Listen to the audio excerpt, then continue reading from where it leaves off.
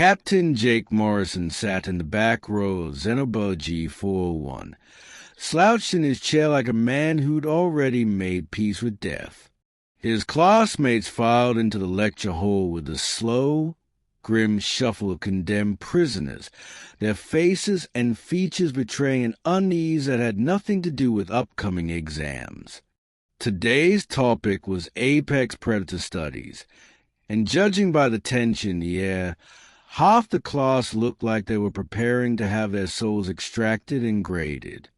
The Galactic Academy had accepted Jake as Earth's first exchange student, something he was still convinced was done more as a publicity stunt than because anyone actually believed humans had anything meaningful to contribute. To the wider galaxy, humans were still a curiosity. They came from what the polite scientific reports called a Class 12 death world. To most students in this hall, though, Earth had another name, that nightmare planet where literally everything wants to kill you. Jake found this reputation hilarious. Back home, dangerous usually meant remembering to shake your shoes before putting them on or keeping your distance from a cranky moose. To his classmates, that same moose was basically an apex monster out of legend. At the front of the hall, Professor Quill prepared his lecture with all the theatrical gravitas of someone who lived for moments like this. The professor was a 7-foot-tall mantis-like creature, sharp angles and sharper ego, whose mandibles clicked like castanets as he adjusted the holographic display. On the first day of class, he'd made it abundantly clear that Jake's presence was either a clerical error or the universe's cruelest joke. Today, class, Quill announced, his compound eyes glinting with what Jake could only describe as academic bloodlust. We explore the most terrifying aspect of predator psychology. Several students shifted uncomfortably. Vex, a crystalline being who radiated emotion through a color spectrum, was already flickering like an anxiety-ridden mood ring. Tara, the aquatic Solonian, filled her portable water tank to the brim, her gills flaring nervously. Vex raised a trembling arm. Professor, shouldn't we have counseling staff present? Excellent point, Quill said approvingly. Dr. Nimbus will be monitoring your stress levels remotely. Tara made a small gurgling noise. Professor, my people carry generational trauma from deep-sea predators.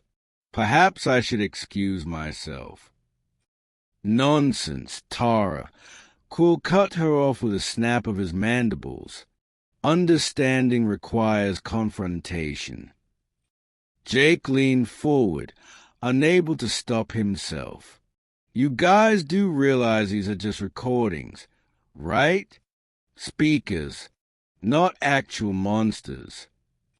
Every alien head swiveled to glare at him. Ah, yes, Quill said, voice dripping contempt. Our human exchange student. He managed to pronounce human the way most people said pus infection. I suppose on your charming little death world you live in constant terror, and this will seem trivial to you. Jake shrugged. Grew up in Colorado. Heard my share of weird animal noises. Probably the same deal. Vex went completely transparent in shock. You lived among predators? Voluntarily. Well, yay. That's where the good hiking trails are. Quill's mandibles clicked like a man trying to hold in his rage. You will find, Morrison, that galactic apex predators operate on a level far beyond whatever quaint creatures inhabit your backwater world. Jake grinned. We'll see about that. Quill dimmed the lights. The holographic display flared to life, stars flickering, red dots marking danger zones across the galaxy. To Jake, it looked like a teenager's attempt at designing a horror video game map. Our first specimen, Quill intoned, the humble stalker of Kepler 442b. Colonies abandoned, settlers driven mad by its call. Listen, if you dare. A warbling howl filled the room, starting low before rising to a screech that sounded like a bagpipe being motored with plunger. The class fell apart instantly. Vex vibrated so violently she looked like a tuning fork having a nervous breakdown. Tara dove into her tank with a splash that soaked 3 rows, only her wide eyes peeking out like a terrified periscope. Other students twitched, whimpered, or simply froze in place. Fascinating, Quill said smugly. Note the harmonic frequencies inducing paralysis. Jake raised his hand. That just sounds like a moose with allergies. The recording cut off. I beg your pardon. Yeah, we've got elk that make the same noise during mating season. Congested, desperate, it's a whole vibe. Morrison, Quill hissed. This call has accompanied the deaths of 3,000 sentients. Jake shrugged. So, a really successful moose. From her tank, Tara made a sound halfway between choking and laughter. Quill's mandibles clacked furiously. Fine. Perhaps something less pedestrian. The next sound was a shrieking chitter that rose into ultrasonic levels. Vex cracked, literally. A hairline fracture ran down her crystalline arm. The Void Ripper, Quill said reverently. Its call can shatter hull plating from 3 kilometers. Jake tilted his head. Oh, cicadas. The professor froze. Yeah, little bugs. About this big. He held up his thumb. Loud as hell. Dive bomb barbecues. Keep you awake all summer. Basically the same thing. Quill's mandibles clattered so rapidly it sounded like a machine gun jam with gravel. Professor, Jake added kindly, have you ever tried sleeping through July in Kansas? It's worse than your Void Ripper. The class stared at him like he'd just claimed gravity was optional. Quill straightened to his full imposing height, antenna trembling with academic vindictiveness. Very well. If the Void Ripper fails to impress, then prepare yourselves for the pinnacle of terror. The lights dimmed further. The speakers hissed. This, Quill whispered, is a death scream of the Shadow Cat of Proxima Centauri. The sound hit like a freight train of nightmares. A low moan rose into a shriek so horrific the lecture hall's emergency systems activated, bathing the room in flashing red. Vex shattered completely into glittering shards. Tara's water tank frothed like a boiling cauldron. Students convulsed, some leaking strange fluids, others collapsing outright. And Jake Morrison started laughing. Not a chuckle, not a polite snort. Full body, tear-streaming, wheezing laughter. Oh, come on, he gasped. That's just a cougar having a bad day. The sound cut. Silence fell. Quill stared. A cougar, mountain lion, puma, same thing. They scream like that when they are horny or pissed off. Grew up camping in Colorado.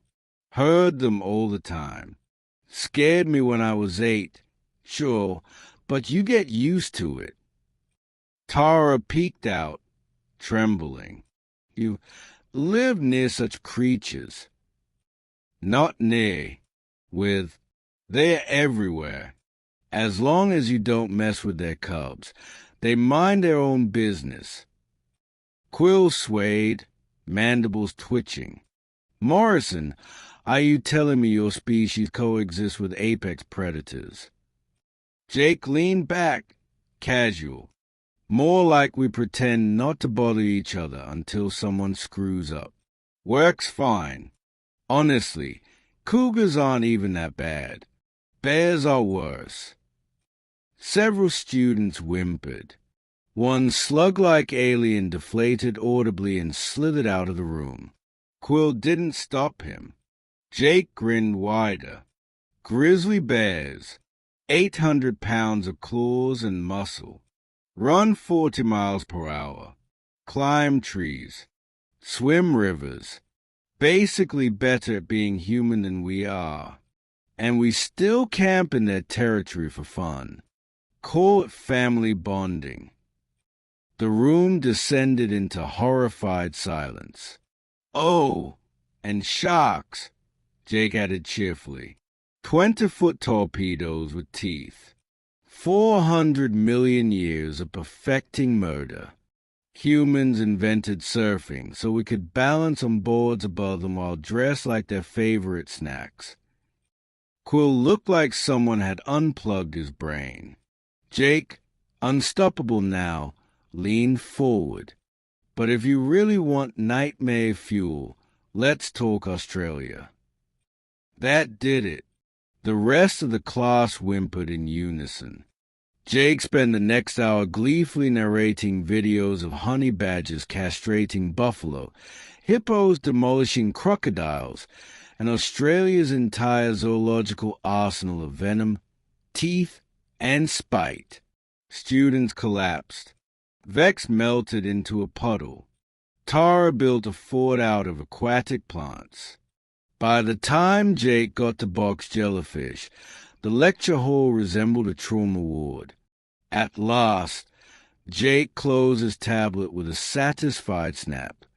And that's just what we show to kids on Sunday mornings. Professor Quill stood frozen, antenna drooping, mandibles slack. When he finally spoke, his voice was hollow. Morrison, I have studied predators for 4 to 7 years. I have catalogued terrors that ended civilizations, and yet none of them compare to what you describe as normal. Jake scratched his chin. To be fair, the really scary stuff? Taxes, coffee shortages, IKEA furniture without instructions. That's what breaks humans. The professor stared at him like he just reinvented terror itself. Then, slowly, his antenna lifted. Morrison, I believe you are in the wrong class. I am recommending you for immediate transfer to advanced survival instructor training. Jake blinked. Wait, what? You have demonstrated more understanding of predator psychology than any graduate in this academy. What you call vacation, we call nightmare conditions. The academy needs you. You will teach others how to think like humans. Jake considered it. Do I get to show more documentaries? Yes, but wait until week 3 for Australia. Jake grinned. Deal. Honey Badger's first day. The intercom crackled. Dean Throsek to Lecture Hall 7. We are receiving distress signals. Report status. Quill presses calm. Dean, everything is fine. We have simply discovered that our human exchange student is better qualified to teach survival than our entire faculty. A pause. Then, understood. Morrison, report to my office after class. Jake gathered his tablet, still grinning. Guess I'm a professor now.